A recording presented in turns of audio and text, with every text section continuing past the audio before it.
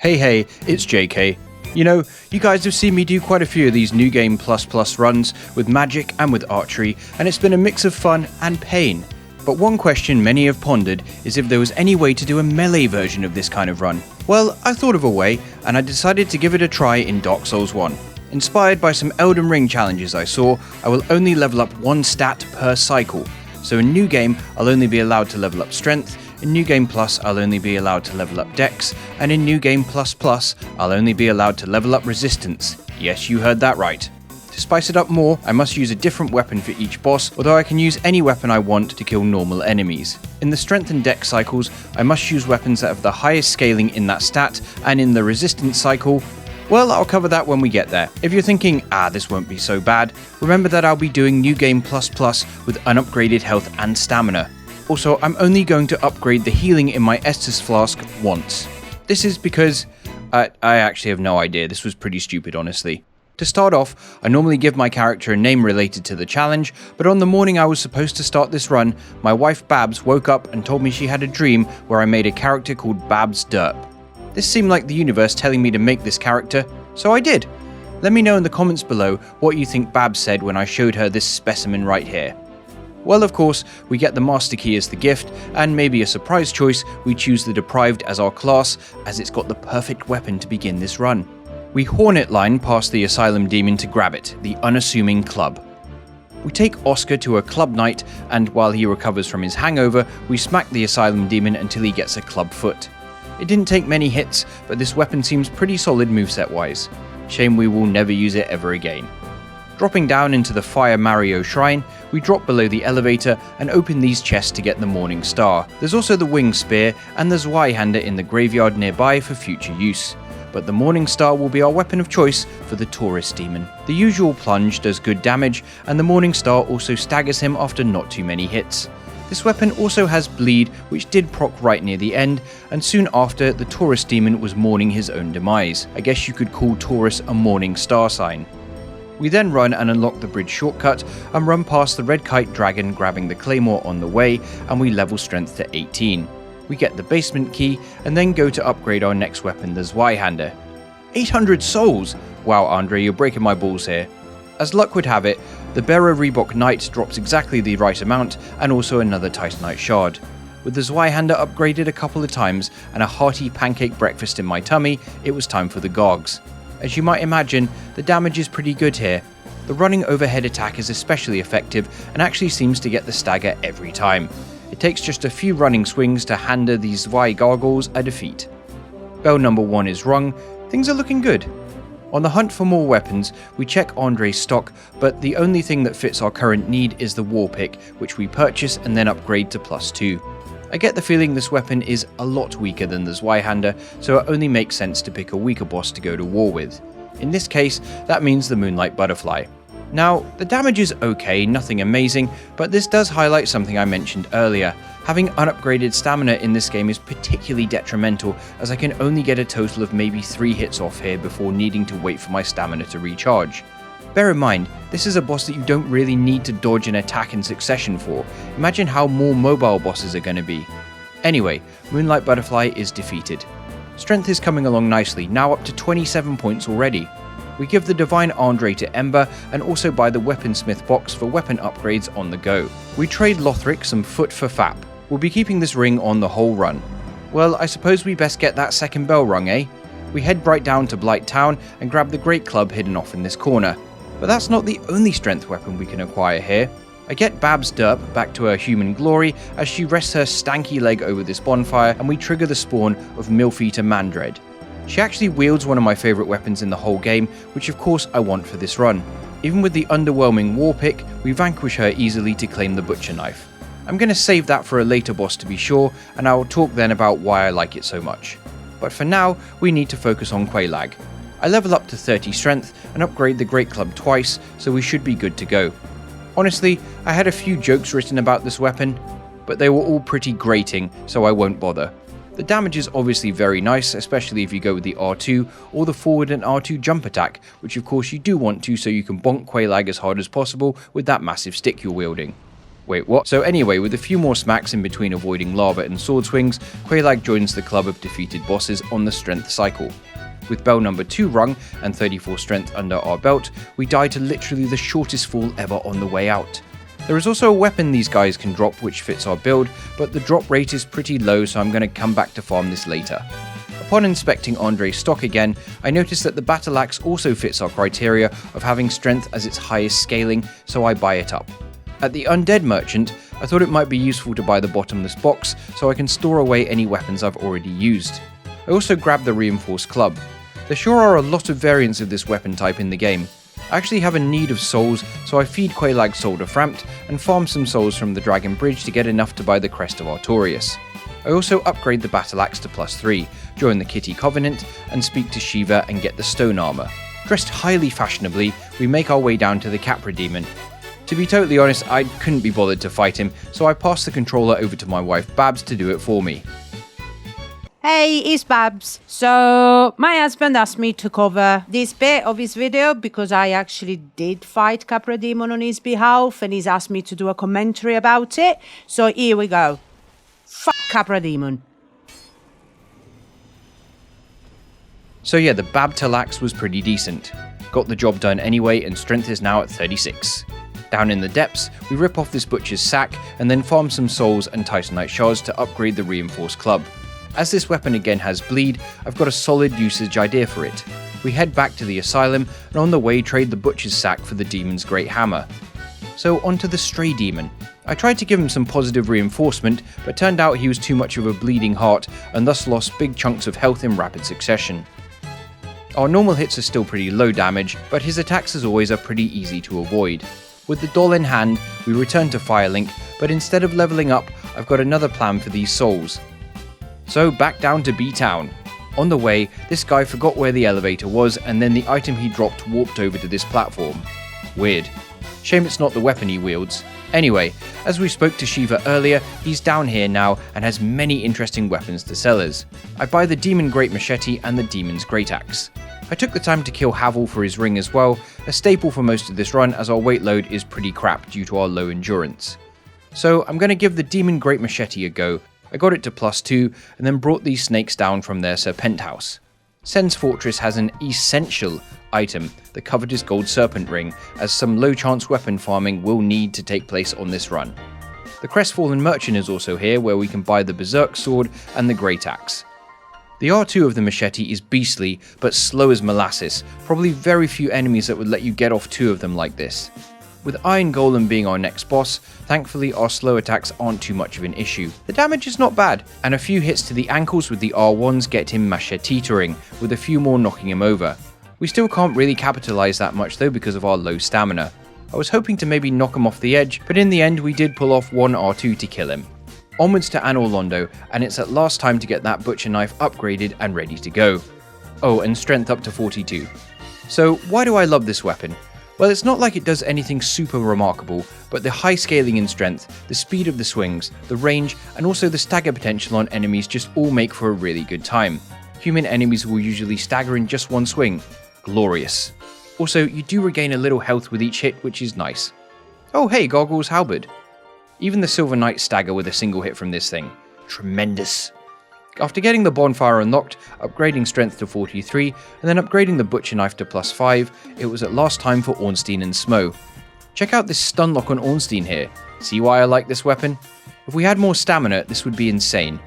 However, even with this, I realised that trying to do it with my weapon only at +5 was handicapping myself unnecessarily. So I got it up to +10 so that we'd have a really knife time. Ornstein had a butcher's at our new damage, and it's safe to say he was not a fan. It's important for this cycle that we kill Ornstein first. Super Smough was not really an issue, apart from when he randomly decided to do the charge at close range. A few more swings put the cherry on top of this boss fight cake. Strength now reaches 48, and thankfully we can now warp around thanks to the Lord Vessel. We can also straight away turn the butcher knife into a boss weapon, the Golem Axe, which also works great for us here. I get some Demon Titanite and bring it to +3. We can now also turn the Reinforced Club into Smough's Hammer and grab Havel's Great Shield and the Dragon Tooth from this hidden room. Strength weapons are plenty. It's been quite a lot of setup here, but I get Havel's Great Shield to +3 and also make the Great Axe into a Divine Great Axe +5. With all that sorted, we actually pay a visit to Vamos, which I don't really tend to do much on any playthrough. Let's greet him the only way I know how. Trying to cause trouble, are you? I am Vamos the blacksmith. Curses! Hey, what can I say? I wanted the Vammer of Hamos. Pinwheel is our next boss, and of course I didn't want to do this with any normal weapon, so it's Havel's Great Shield time. Honestly, it's ironic because the damage was in fact not great. This was actually a really long pinwheel fight, nearly 5 whole minutes, which is wild. I actually thought I was going to die at one point, but luckily managed to shield myself from that embarrassment and put an end to this one. With 49 strength now, Patches helpfully pushes us down to get the Skull Lantern, and now we crack out the Divine Great Axe for Nito. These skeletons tried to interrogate me, but I had some questions to axe them myself. They went down in one hit each. After this, Nito is pretty easy as he's so slow that Galapagos tortoises zoom past him, so down he goes. First Lord Soul is done. Strength gets jacked all the way to 55, and then we go out to paint the world red. With blood. This is a good time to use the Hammer of Vamos, which has additional fire damage, which is kinda neat. We make the Vam most of the time Priscilla is visible, and smash her into defeat. Or smash her in the feet, one of the two. As I plummeted off, I had some time to think and realised that I needed to do Gwendolyn. I asked Guinevere if she had a fax machine and she died from embarrassment. Weird. But I was unsure what weapon I wanted to use to kill Gwendolyn. I tried again to farm the large club, but the results were a load of crap. Patches was now in Firelink and sold me a mace, but this still seemed like too good a weapon for Gwynwheel. So I found a better option at the Undead Merchant, the Hand Axe. This actually came in handy, because I could do 3 quick hits each time I got to Gwendolyn. Sure, the damage wasn't great, but as long as nothing distracts me, then it's all good. He is donezo. But what about the mace? Well, we still got the Gaping Dragon. Smacking his little wobbly head does some amazing damage. We even get a tail cut somehow, and down it goes. I still have some more silliness to pull off here, so we buy the large leather shield. Don't worry, it'll make sense shortly. But first, I actually had some good luck with farming for once and got the Man Serpent Greatsword to drop on my first try. The Gold Serpent Ring really helped, it seems. Feeling encouraged, I tried these Blighttown guys once again, and this time they finally dropped what I've been searching for, the large club. So let's put our shield to use now. Seath's leather discharge gets smacked with our large lesser shield 6 times until he falls to his death. I tried to make some wormwood, but the worm wouldn't play ball. Second time round, the worm has turned though. As we're in the Demon Ruins, it makes sense to use our demon weapons to take out the bosses here, so we use the Demon Great Axe for the Demon Fire Sage. This is actually one of the strongest weapons in the game, so it probably seems like a bit of a waste to demonstrate it on this boss. I might regret it if you axe me later. Damage is obviously awesome, but it's pretty slow. The jumping attack especially chunks this chunky boy's health bar, and he goes down shortly after regretting his life choices. For Centipede Demon, we use the Demon Great Hammer to really hammer home the point that this is a messy boss and no one likes him. The hits are again slow, but we did manage to disarm him at one point to get the orange charred ring early. This bug gets squished, and on we go. For Bed of Chaos, it doesn't really matter which weapon I use, but I need something to shield me from going hollow while attempting this thing. So I use the Hollow Soldier Shield. Nothing much else to say for this one. Strength is now at 67. Now, interesting little fact, a lot of people ask me why I didn't upgrade strength to 99 during the one-shot video. Well, having 99 strength actually doesn't matter if you're two-handing a weapon. When you two-hand a weapon, the game gives you a 50% boost to strength, so at 66 strength, two-handing the weapon gives you the max damage you can get from strength scaling. If you want that damage while one-handing the weapon, then yes, 99 strength would be necessary. With that out of the way, let's go smack a cute doggo with a large club. The large club actually has toxic, but with the damage this club does, Seath was going to die long before it procced, and smacking Seath with this is toxic enough anyway. Largely uneventful, and we move forward. I think now it's time to test out Smough's hammer, which is able to one-shot this Black Knight with the jump attack. This weapon is getting saved till much later. We're also taking on 8-headed Larry while we're down here. Larry takes so much damage from Smough's hammer that we don't even need to break all his heads to kill him. The Gold Golem also goes down in just 2 strikes. I'm looking forward to using this on a boss, but for now, I want to give the Man Serpent Greatsword a go. The Keeper of the Seal isn't able to ward off our attacks and gets crushed. Because it's the 4 Kings next, it's time to get on Havel's armor for its imposing stats. Despite nearly dying right at the beginning, I managed to pull it back and recover to let out some of my pent-up aggression on these spiky tosses. Our weapon isn't doing as much damage as I'd hoped honestly, but it is just plus 10, so yeah. Its swings are slow and we can't do too many too quickly, but it's enough to kill one before another spawns thankfully. As always, I've got a nagging feeling that this is going to be horrible in the future cycles, but for now, we snake out the victory. It's now time to test out everyone's favourite sword, the Great Sword, obviously a clear reference to the popular semi-underground anime, Boruto. The damage it does is pretty solid. 2 R2 pokes are enough to kill this golem and secure the broken pendant. Seath cussed us out the first time we met him, hurting our self-esteem, leaving us in not a great spot with our already pretty low health. How am I supposed to climb to success like this? Luckily, Snaky Jake was there to put an arm around me and tell me it's all gonna be okay. Thankfully, we do make it to the bonfire and then take on Seath with the greatsword. Just like in Boruto, we're able to attack on this titanic dragon with some plus ultra damage. I poke Seath repeatedly in the bulge between his legs, and after not too many hits, the last Lord Soul is claimed. In a bit of a prep montage, I drop the Lord Souls into this cereal bowl and kill the Black Knights for their weapons. I also kill the giant blacksmith for his hammer, which is really sad to be honest. Lastly, just gotta take out Andre. Sorry buddy, I just gotta...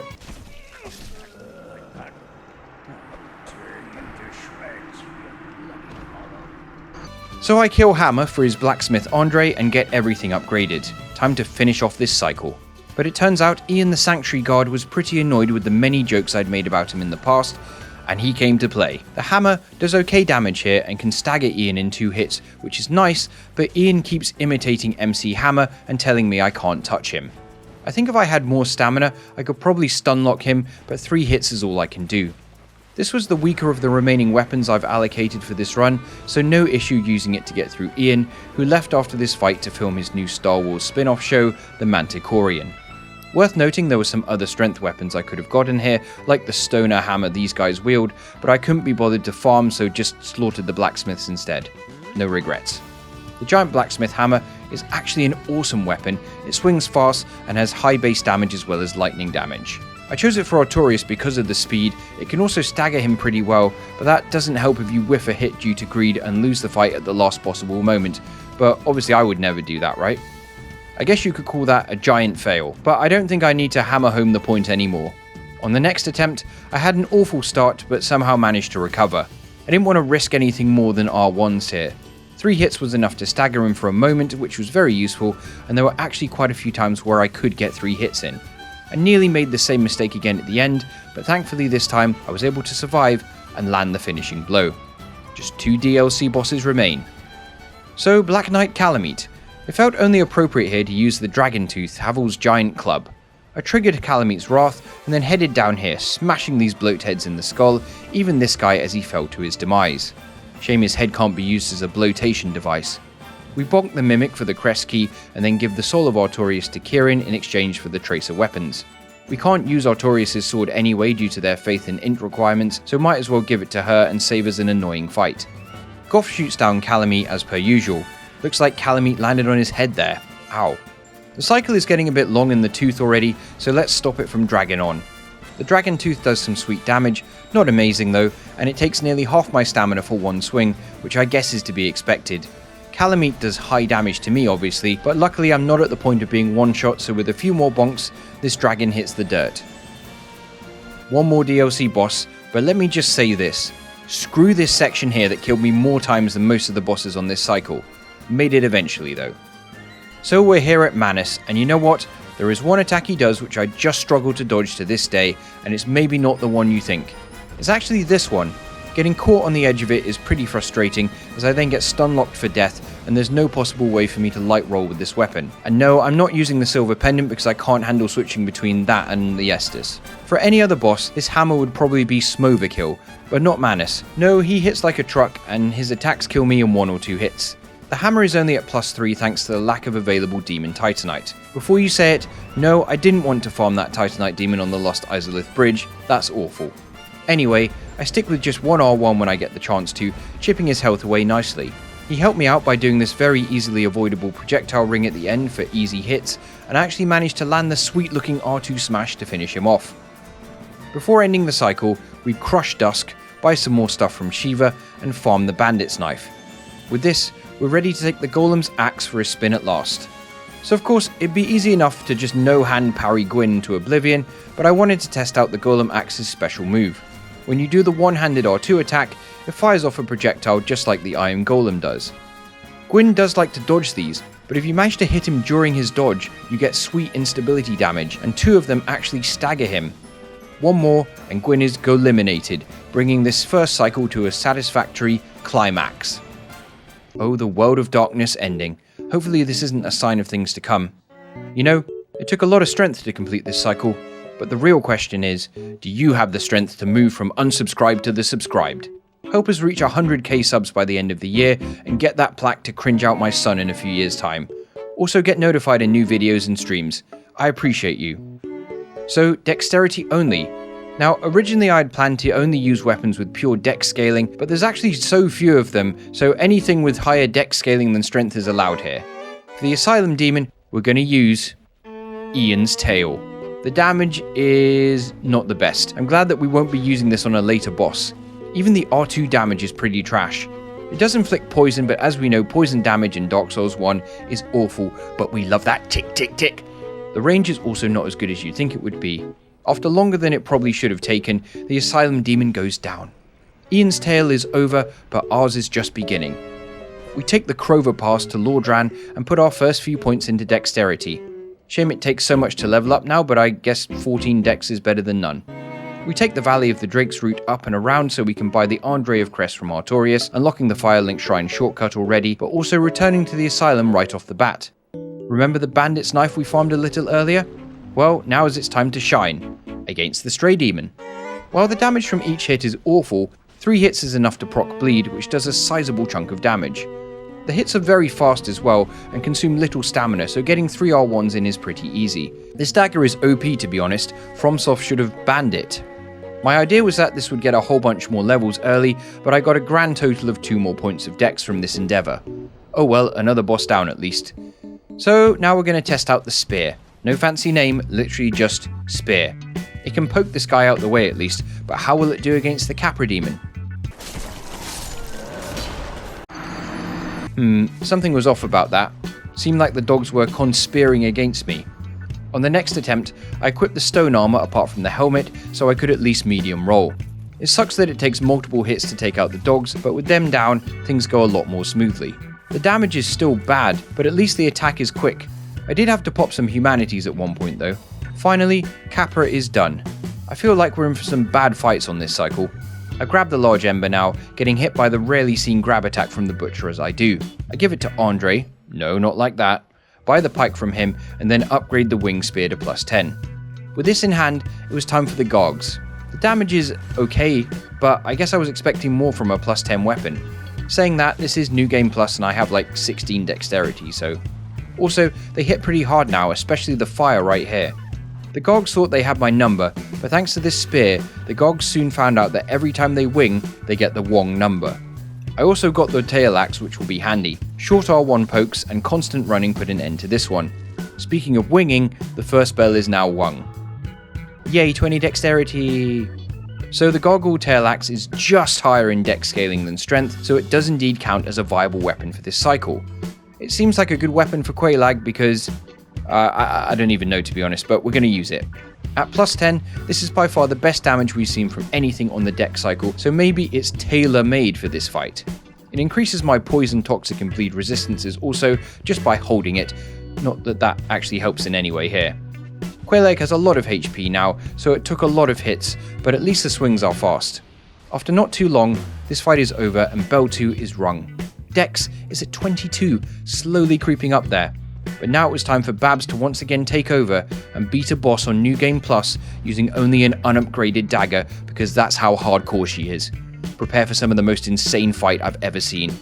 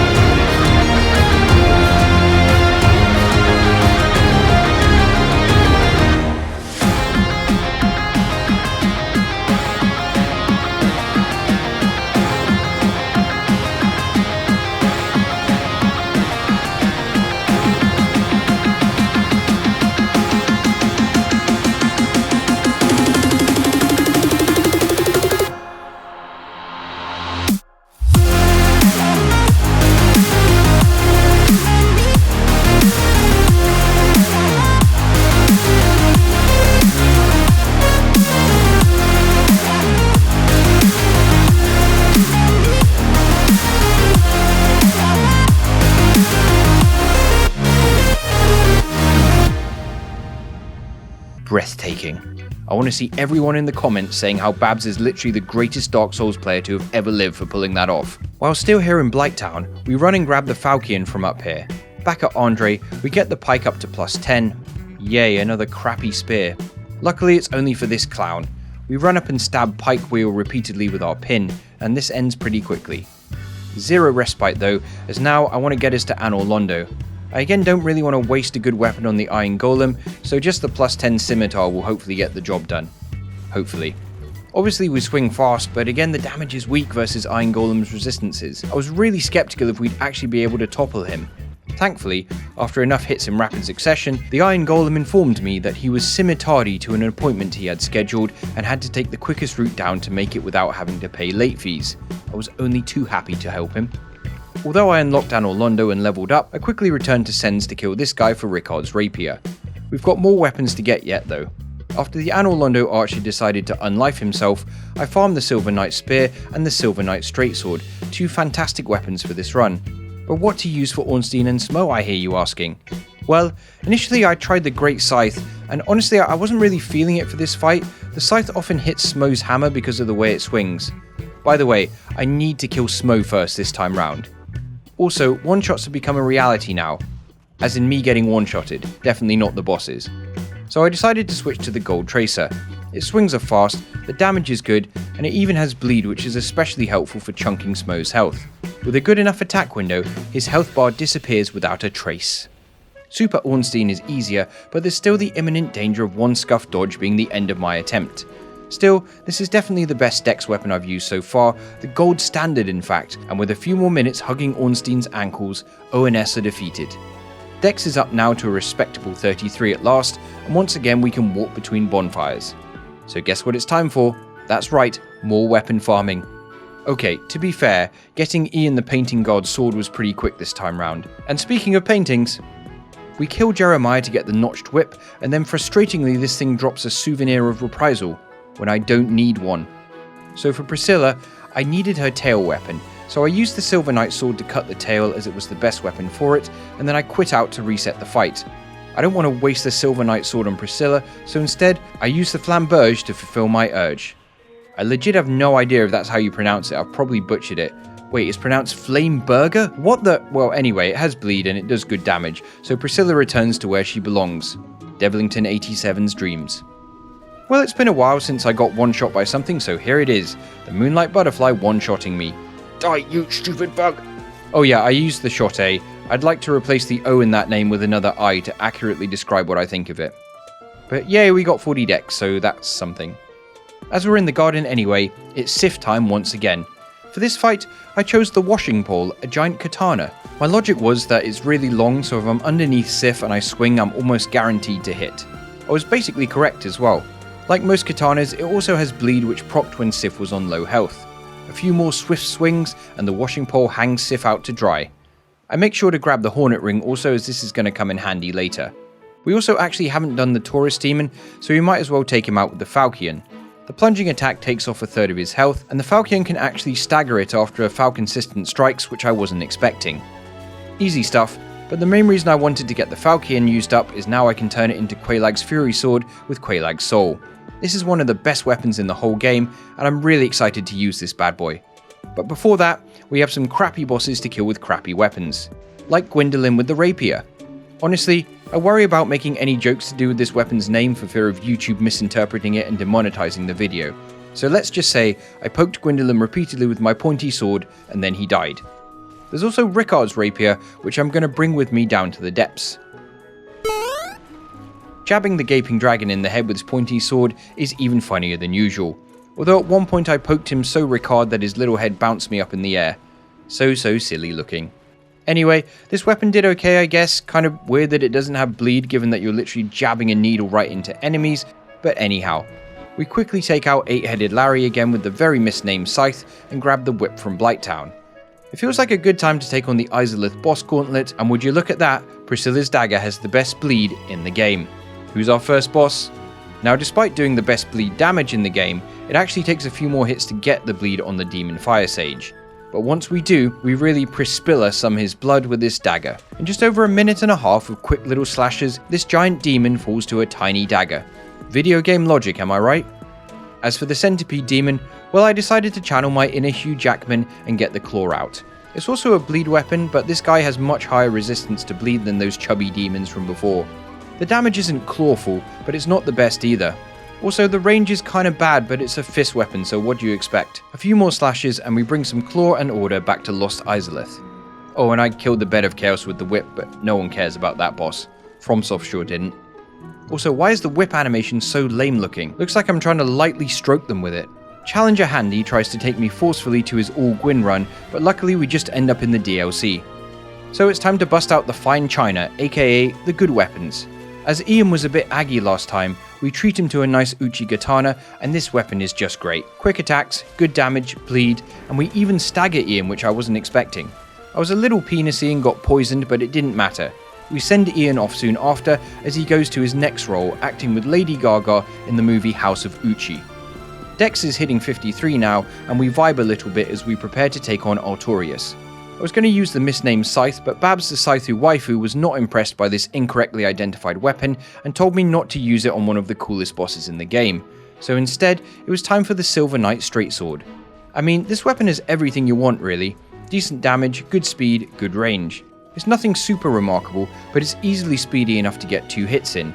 It does take 3 to stop the buff from happening, so being close enough is important. Good weapon, it wishes good night to this knight. No silver lining for him this time. Heading down in the world, we get smoked by the rarely seen Marvelous Chester invasion and then get the crest key. But before we do anything else, we're going to backtrack a little. I head down to New Londo Ruins, slashing this screaming ghost with my scythe. Just call me the Dex assist.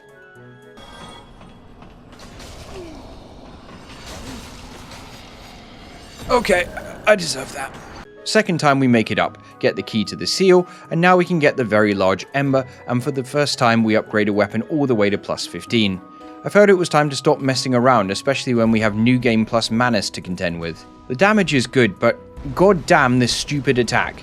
If you've ever done a dex build in this game, you've probably used the Great Scythe before. It's an amazing weapon. Good speed, good range, good damage.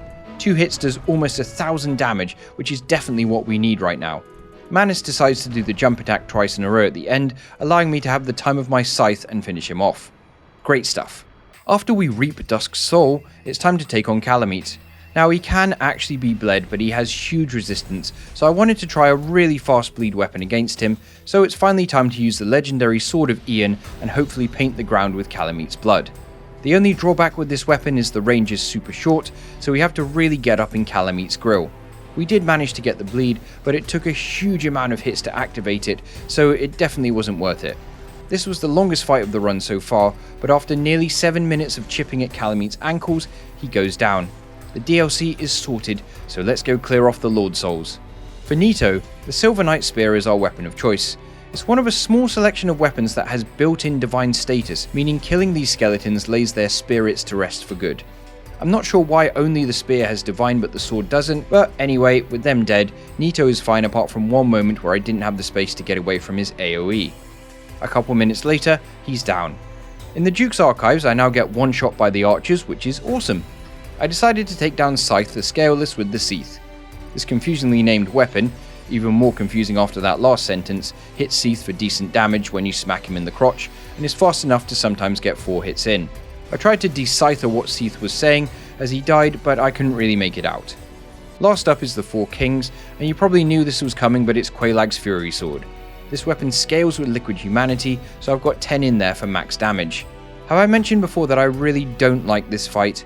The thing that kills it for me is the RNG, where they sometimes just spam the explosion attack multiple times in a row, delaying you from killing them quick enough before another spawns.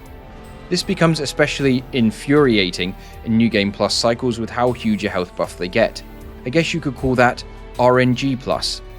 I also found some situations where even though I'm close, their attacks do max damage instead of the reduced amount they should do.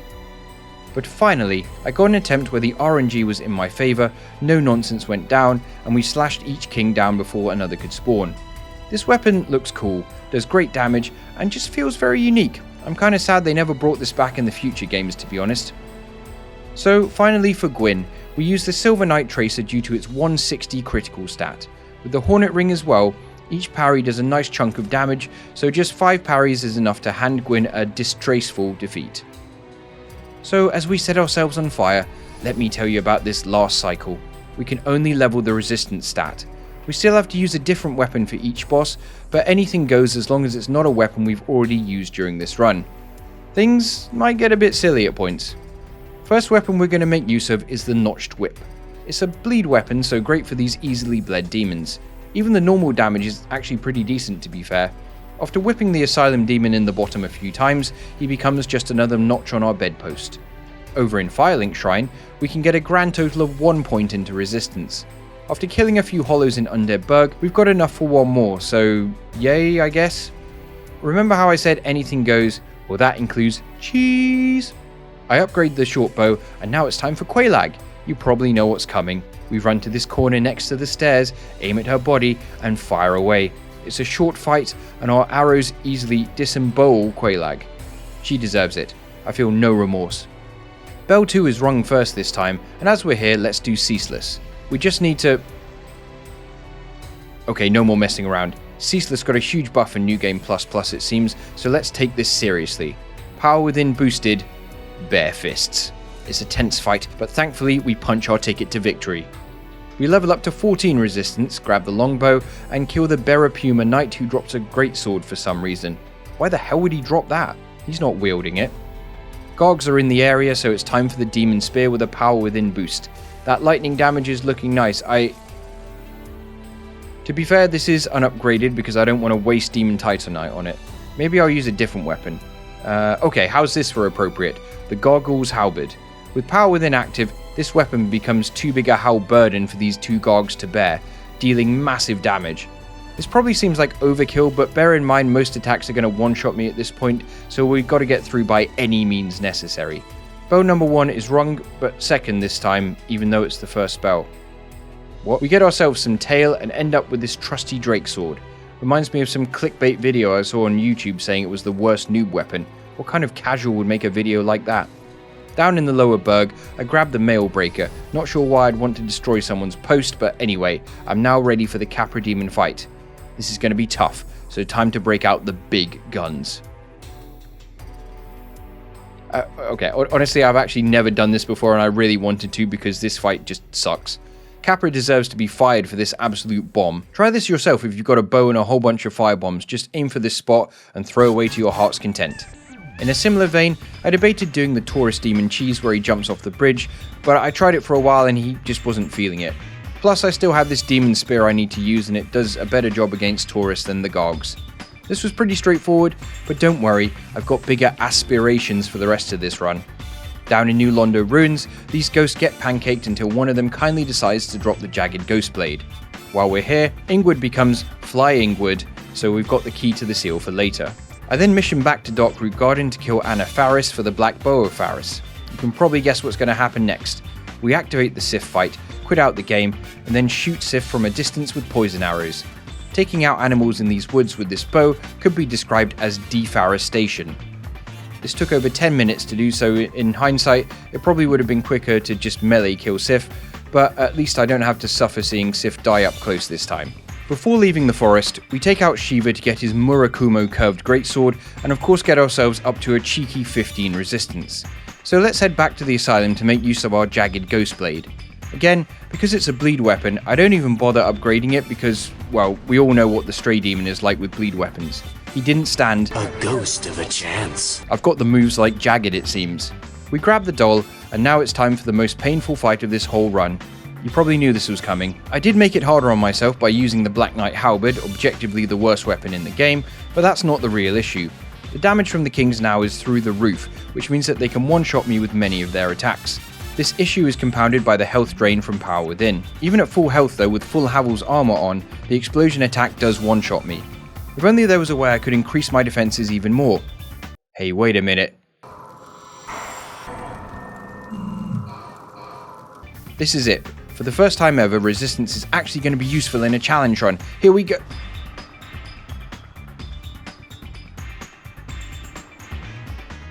So it was clear that Havel's armor wasn't helping. I opted to go for light rolling so I could at least hopefully escape from the explosion. This definitely helps, but not when their attacks randomly do more damage despite me being close, or when one of their magic projectiles continues to fly around and happens to be positioned right behind me just as they start doing the explosion, meaning I roll right back into it. So after a lot of deaths, and I mean a lot of deaths, I finally got some good RNG++.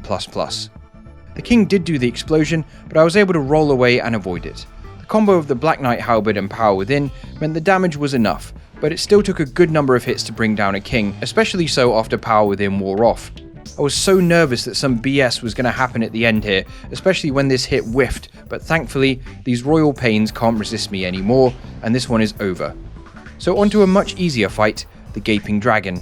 A much easier underdraking thanks to how easy this boss is, but I am using the unupgraded Drake Sword, so damage is pretty low. But barring any horrendous mistakes, we use this Dragon Forge weapon to forge on to victory past this dragon. After getting rid of an overexcited fan of the channel, we introduced Seath to a whole lot of fun. I thought he was going to drop something, so I quit out and reloaded, but there was nothing there. Oh well. A weird thing did happen though, thanks to me quitting out. I had killed the lightning shooting snake man up here, and obviously quitting out resets enemies to their original positions, even if they're ragdoll corpses, but for some reason this guy was like hanging from the doorway by his face. Creepy. Anyhow, as there's giant enemies at the top of the fortress here, it felt logical to use the giant's halberd, which has built-in lightning damage.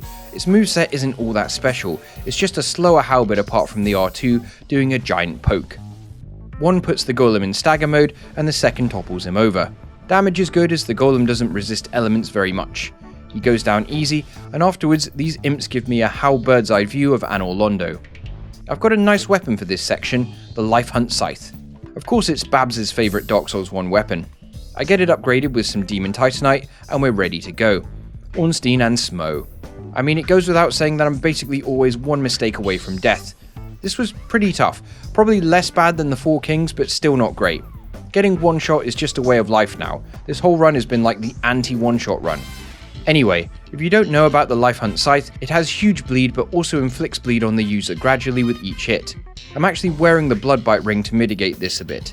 Ornstein is pretty resistant to bleed unlike Smough, so it made sense to take him out first and do Super Smough in the next round. I use the R2 as I prefer the horizontal swing. The damage is great, and it actually only takes 6 swings to bring down Ornstein in phase 1. For Super Smough, staying close is the best way, and being mindful of his hammer. I had issues before with the Great Scythe hitting the hammer and not him, so when I did a running attack, I'd always ensure to run towards his left side to avoid it. It still did happen a few times, but less so than the Great Scythe because I think the Life Hunt Scythe is smaller, so it didn't impact me too much. Otherwise, the Scythe moveset is great, and we relentlessly hunt Smough until we end his life. The Lord Vessel is ours once again. We walk back to Andre and upgrade the Sunlight Straightsword we got from Solaire. That will come in handy later, but for now, it's Moonlight Butterfly. I could have just used a bow again, but instead, I went for the Dragon Slayer Spear. In the one-hand mode, the R2 attack fires out a lightning projectile, allowing us to hit the butterfly from a distance. The damage isn't amazing, but at least I don't have to wait for it to land to do damage. This made the fight go a lot faster and feel more fun. I mean, as fun as the Moonlight Butterfly can ever be. We slayer this butterfly for an inspirational win. I then got Karth to take me to Firelink Altar, opening all the doorways with the Lord Vessel, and prepared for the Izalith boss gauntlet once again. For the Demon Fire Sage, the absolute best way I could think to kill him was by poking him to death with the Demon's Catalyst, his own weapon. The poke does thrust damage, so I wear the Leo ring to boost thrust damage counterattacks on the super rare occasions it might help. The Catalyst does fire damage, and for whatever reason, the Demon Fire Sage doesn't resist fire, so the damage is actually pretty good. Sure, the range is low and it's kinda slow, but if this weapon is the catalyst for comedy, then I'm all for it. The last of these repeat demons dies. For Centipede Demon, I decided to use the Murakumo for no other reason than I remember my guy Nathan from NG Plus fighting the Centipede Demon with this in his video where he beat the Dark Souls 1 bosses in alphabetical order, so shout out to him. As for me, I've never used this weapon before, but I kinda like it. It swings fast for a big weapon, has a good range, and a cool moveset. There's very few curved greatswords in Dark Souls 1, so nice to use a rare weapon type.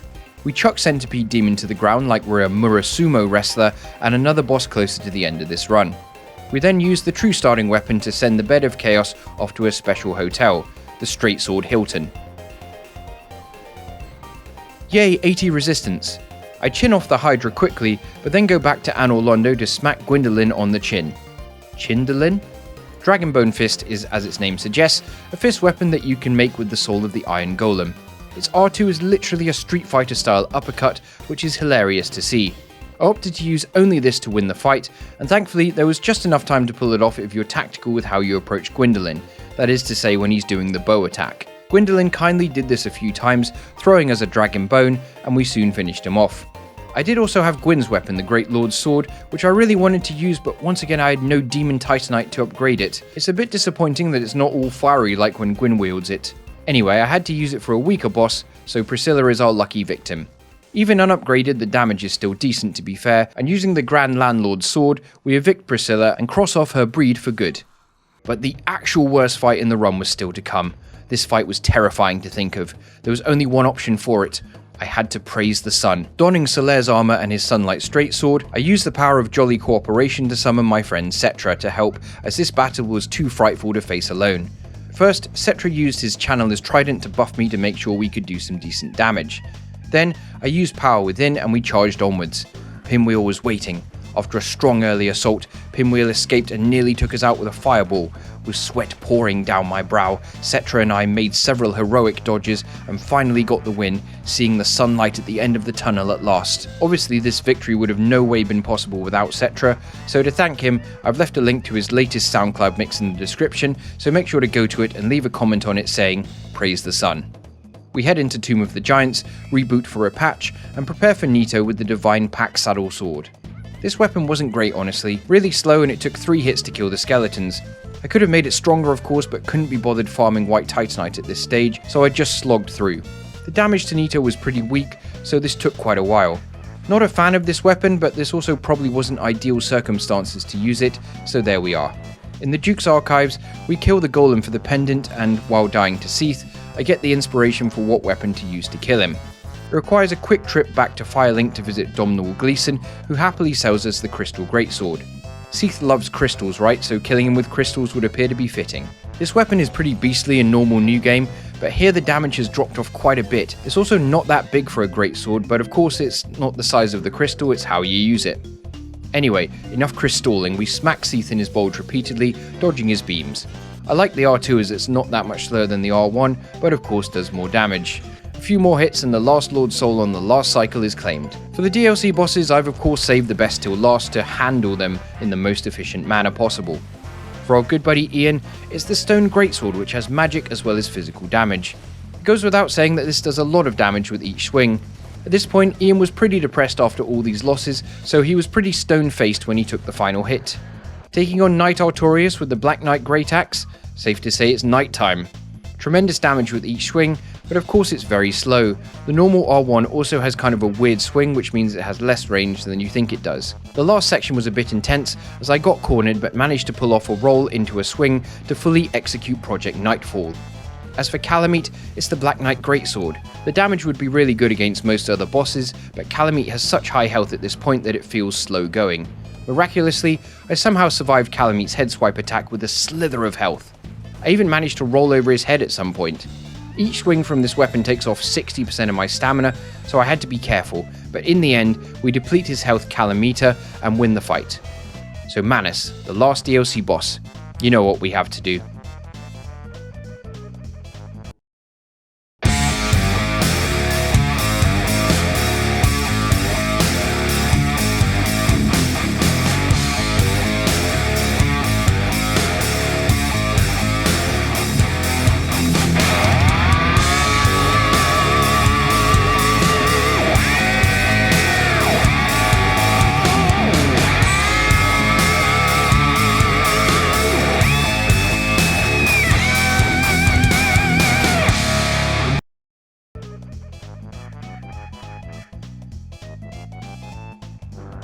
Die, Dusk! So we drop the Lord Souls in and prepare to fight Gwyn. We'll be using the Black Knight Sword, which is just like a smaller version of the Greatsword with a tiny bit more speed to it. Not that this matters because, well, you know what we're going to do here. So that's it, the run is finished. I honestly thought this was going to be a more chill run and a bit of a break after the Dark Souls 2 magic run, but I died a lot here. Doing New Game Plus cycles with base health and stamina really makes mistakes matter. Also screw the Four Kings. With our Gwyn condition activated, we light up this Black Knight with a beautiful flame coming from our body. If you enjoyed the video, why not consider subscribing to help us hit that 100k this year? Thanks for watching. I've been JK Leeds. See ya, and have a good one.